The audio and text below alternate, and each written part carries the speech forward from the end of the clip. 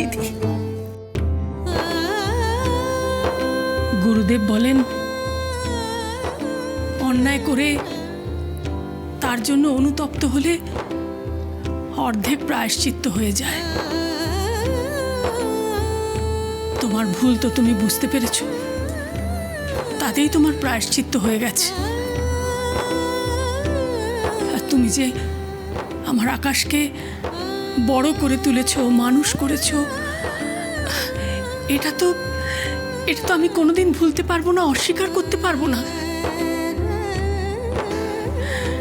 তার জন্য আমি তোমার কাছে চিরজীবন কৃতজ্ঞ থাকবো।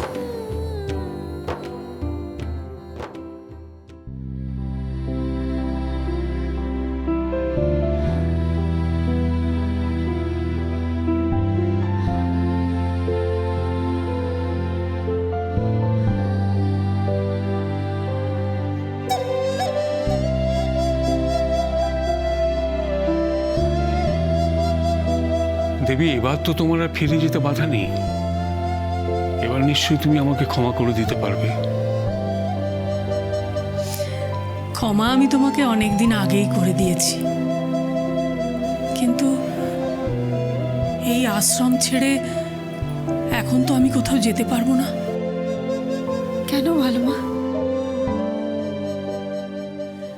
গুরুদেব এই আশ্রমের ভার আমাকে দিয়ে অমরনাথ চলে গেছেন। উনি যতদিন না ফিরে আসছেন ততদিন পর্যন্ত আমাকে এই আশ্রমেই থাকতে হবে। আর আমার অসময়ে এরা আমার সঙ্গে ছিল, আজকে হঠাৎ করে আমি ওদের ছেড়ে কি করে চলে যাব? বেশ, তোমার গুরুদেব ফিরে এলেই না হয় তুমি এসো, তখন কিন্তু আমি আর কোনো কথা শুনবো না। তোমার ছেলে যে তোমার জন্য কবে থেকে অপেক্ষা করে বসে আছে ভালো মা।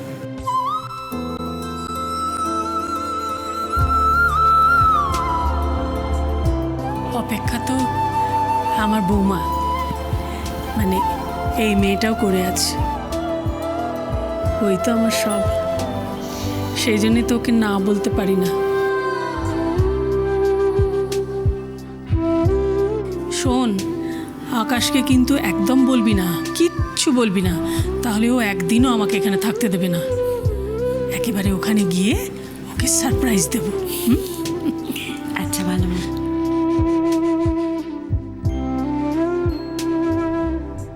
আপনার জন্য আরো একটা সারপ্রাইজ আছে মিস্টার চ্যাটার্জি। আমি চাই এবার রানাও এই বাড়িতে ফিরে আসুক, তাহলে আমরা সবাই আবার একসাথে একটা ফ্যামিলি হয়ে থাকতে পারবো।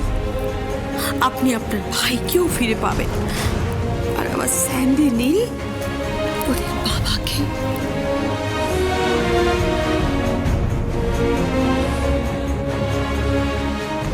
শোনো না, বলছি বাবার সাথে অনেক দিন পর তোমার দেখা হলো, তোমরা কথা বলো। আমি না এবারে এগোই, জানো তো, কারণ বাড়িতে ওই ঝিলির দেখাশোনা এখন তো একটু আমাকেই করতে হয়। আমি চাই।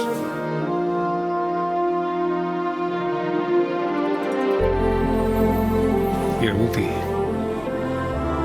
তোমার এই বাবা মা তোমাকে অন্তর থেকে আশীর্বাদ করছে। তুমি পৃথিবীতে সবচেয়ে সুখী হবে।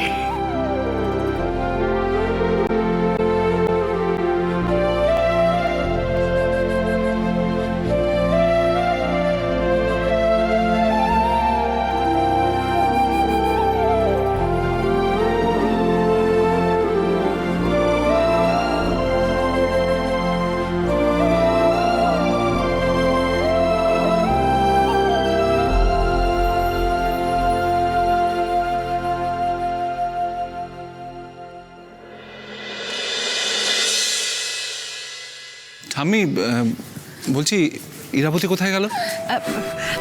আমি ঠিক জানি না আকাশ, আমি দেখে আসছি। হ্যাঁ, একটু দেখে আসি বড়। আকাশদা, এরা না ঝিলের জন্য মাছ কিনতে বাজারে গেছে, এক্ষুনি চলে আসবে। এখনো একই গল্প দিচ্ছে? ও আচ্ছা, আমি একটা ফোন করে নিই, ঠিক আছে?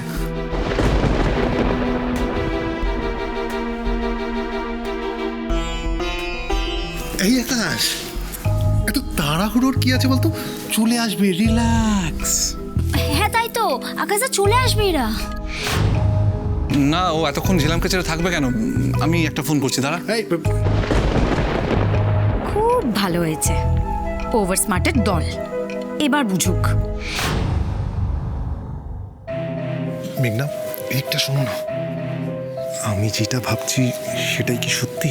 আরে এরা মামুকে নিয়ে বেরিয়েছে, আর আমি তো এই দিকটা সামলাচ্ছি। এই জন্যই তো আমি তোমায় এতটা ভালোবাসি। ও আচ্ছা, এই ব্যাপার। তার মানে আমিও যা ভাবছি সেটাই ঠিক। এরা সব ইচ্ছে করে প্ল্যান করে করছে। বাট প্ল্যান তো শুধু তোমরা করতে জানো না, আমিও জানি। তুই আমায় চিনিস না দি। দেখ এবার এমন ড্রামা করব যে তোর এই বাড়ি থেকে বেরোনেই বন্ধ করে দেব। এই এখন মারবি না। ইরাবতী ফোনটা ধরছেন না কেন?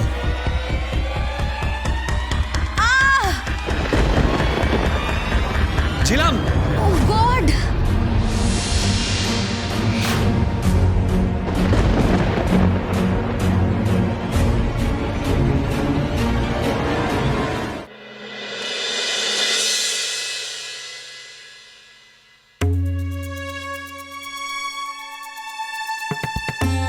মাঝে মাঝে ঝিলিটা যে কেমন করে ঠিক বুঝতে পারি না। আমি শুধু নিজের বেবির ফিউচার সিকিউর করতে চাই। তুমি যখন ইরাবতী আর আকাশের সন্তান নিয়ে এতটাই উদ্বিগ্ন, তখন আমি এই কোর্ট পেপারে সাইন করে দিচ্ছি। তোমার গর্ভে যে বেড়ে উঠছে, আমার সম্পত্তির অর্ধেক অংশ সে পাবে। দেখুন, প্রেগনেন্সির প্রথম ট্রিমেস্টার একটু চিন্তা থাকে।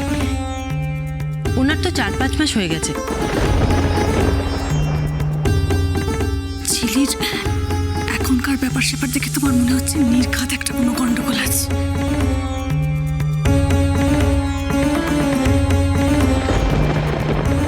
কি জানি কি হচ্ছে। ইস, অনেকটা দেরিও হয়ে গেছে। ঝিলি নিশ্চয়ই ওদিকে আবার আমাকে খুঁজবে।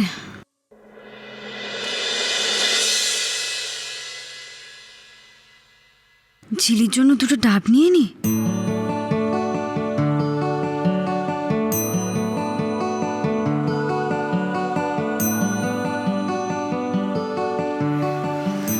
দাদা, দুটো ডাব দিন না। হ্যাঁ, দিদি দিচ্ছি।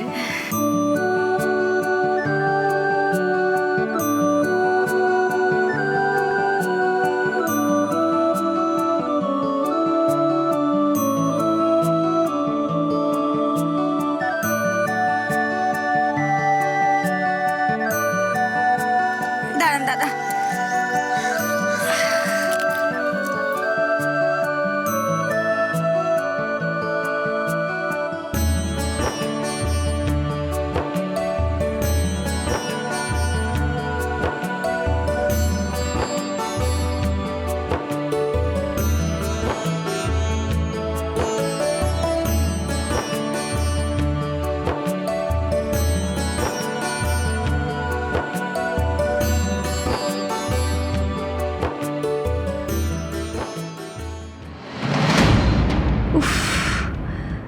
আবার মাথাটা ঘুরছে।